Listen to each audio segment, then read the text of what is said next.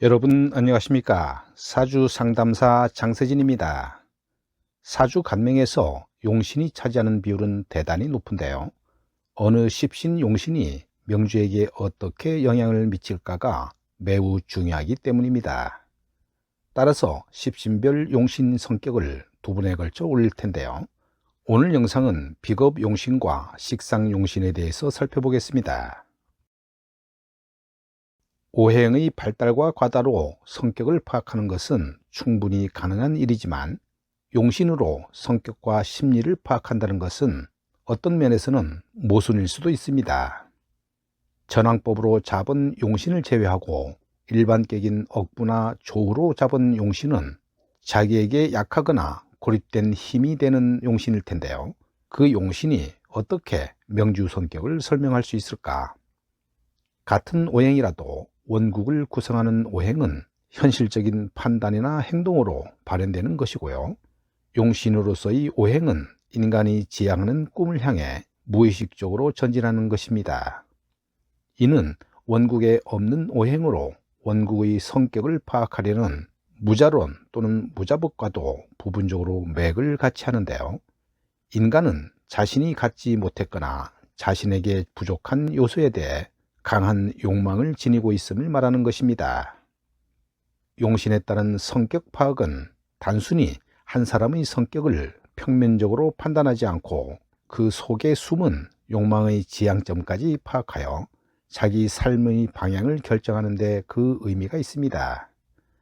원국의 용신이 유정하다면 자신이 바라는 꿈에 대한 의지의 발현이 대운과는 크게 상관없이 용이하게 일어날 수 있는 구조이지만, 만약 원국의 용신이 무정하거나 지장간에도 없는 구조라면 그 욕망은 대운의 용신이 있고 없고에 따라 운의 흐름이 롤러코스터를 타듯이 발현될 것입니다. 비견이 용신이면 일단 신약하고 식재관이 강한 사람이며, 반대로 비견이 약한 사람이니까 자아도 약하다고 봅니다. 그래서 비견이 용신인 사람들은 통상적으로 온건하고 조화롭고 화평한 성격이 많으며 인간관계에서도 따뜻한 성격과 무난함으로 사랑을 받습니다. 하지만 비견이 용신이므로 자신을 드러내고자 하는 경향이 있고 노골적이지 않은 경쟁심이 강합니다.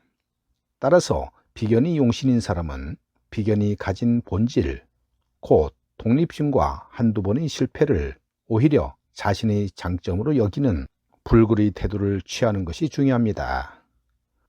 반대로 비견이 기신이면 보통 신강한 사람을 말하는데요.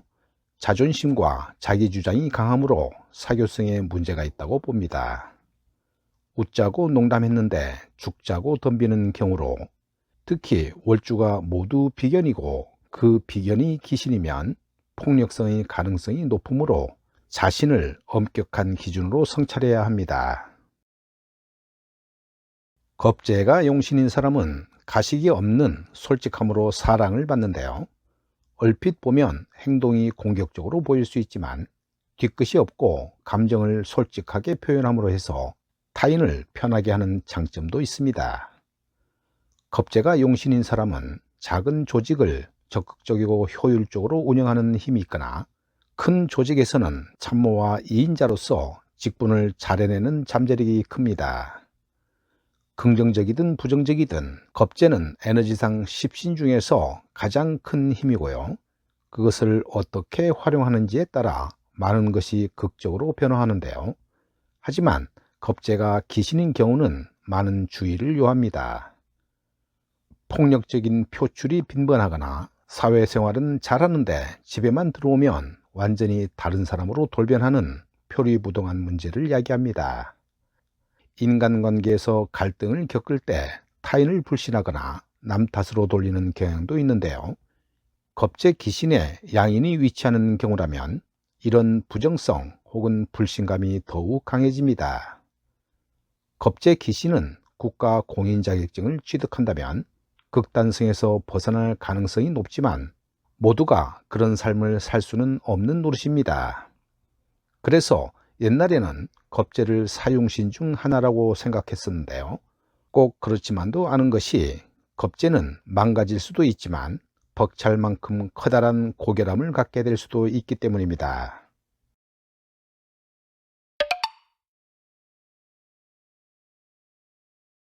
십신 중에서 식신이 용신일 가능성은 확률적으로 낮습니다.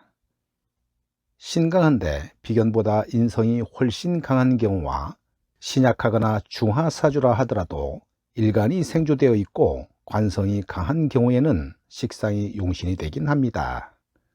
그래서 식상이 용신이 되기란 쉽지 않은데요. 고전에서는 식신이 용신인 것을 길하게 보았습니다. 식신이 용신이면 온후, 명랑, 풍류를 좋아하는 경향으로 자신을 몰아가려는 힘이 강하게 작동합니다. 고전에서는 식신제살이라 해서 식신이 용신일 뿐만 아니라 한 개라도 생조된 자리에 놓여 있어서 관성, 특히 편관과 맞설 힘을 갖게 되었을 때를 최고의 경지로 쳤습니다. 식신은 굶어 죽던 시절에 최고의 복이라 했지만 요즘 시대에는 최고까지는 아니어도 어쨌든 낙천적이고 명랑하게 사는 힘이라 하겠습니다. 식신이 기신이면 분발심이나 발전성이 낮고 식신의 부정적인 의지 파격의 성격이 두드러지게 됩니다. 특히 식신이 기신이고 원국이 관인생이 되지 않는다면 삶 자체가 지향점이 없고 질이 멸렬함이 반복될 수가 있으니까 모든 가능성이 사라지기 전에 주변의 특수 관계인이 개입할 필요가 있다고 봅니다. 정작 당사자는 무슨 문제에 봉착해 있는지조차 인식하지 못하는 경우가 태반이기 때문입니다. 식신과 상관은 같은 오행이라도 상관이 용신일 때는 그 개념이 달라집니다. 상관은 식신과 완전히 다른 성격이 하나 있는데요. 우선 빠르고 쌓아두지 않으며 민첩하다는 것입니다. 식신이 용신인 사람은 일을 하지 않고 버티다가 마감하는 날에 전화가 오면 그때부터 하기 시작하지만 상관은 마감일 전날 모든 일을 끝내는데요. 이는 부지런하거나 신뢰성이 높아서가 아니라 자기가 잠을 못 자기 때문입니다. 상관이 용신이면 다재다능하고 민첩하며 자존심이 강하고요.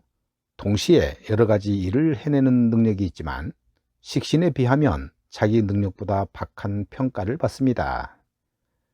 불만이 많을 수밖에 없으나 이를 말로 표현하면 불평불만이 많은 사람밖에는 되지 않으니까 좌절감은 더욱 쌓여갑니다.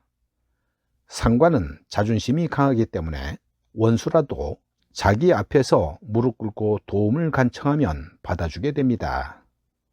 그래서 상관은 기신으로 작용하더라도 남을 속이거나 기만하지는 않고 교만할 뿐입니다. 그 와중에서도 말은 많아서 상관의 모든 재난은 대부분 말에서 나오는데요. 말을 많이 하거나 해서는 안 될 말을 하거나 다 알고 있는데 굳이 말을 하거나입니다. 따라서 상관은 용신이든 기신이든 말을 조심해야 하고요. 바른 말하는 내부 고발자는 거의 상관에서 나온다는 것도 참고할 사항입니다.